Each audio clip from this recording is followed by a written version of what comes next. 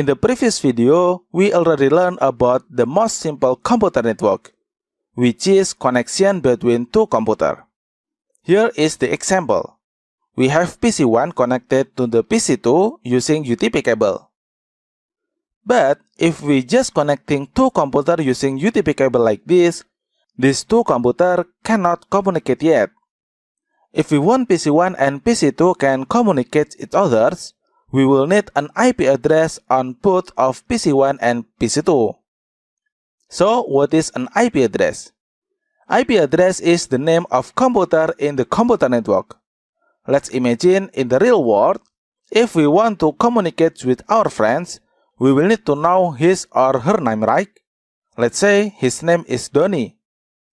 So, we will call him, "Hey Donny, let's go to it." As well as computer network, each computer will need a name to communicate each others. And the name of computer in the computer network is an IP address. For example, the IP address of PC1 is 192.168.1.1. If you don't understand these numbers yet, don't worry.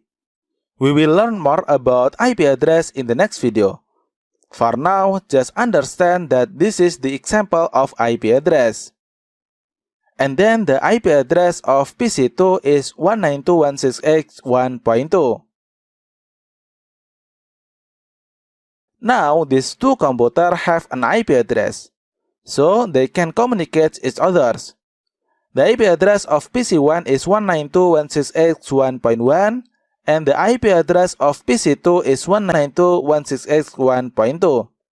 Let's say PC2 want to access data on PC1, so PC2 can call the PC1 IP address, which is 192.168.1.1.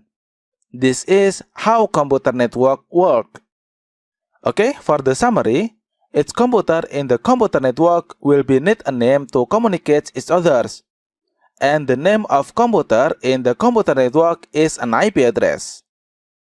Okay, I hope you understand about what is IP address and why we need an IP address in the computer network.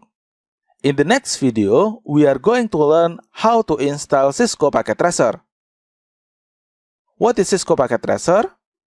Cisco Packet Tracer is network simulation tool that will help us very much to learn about computer network, especially Cisco. Okay, so thank you for watching and see you on the next video.